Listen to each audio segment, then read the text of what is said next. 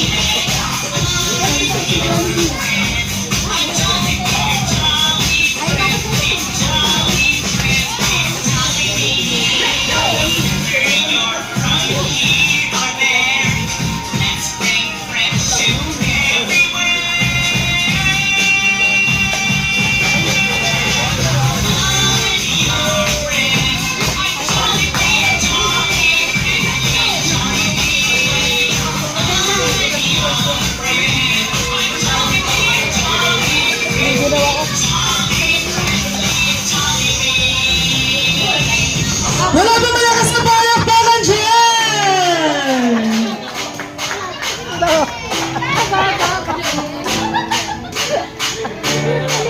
Hanggang 1 point na dapat na tayo sa ating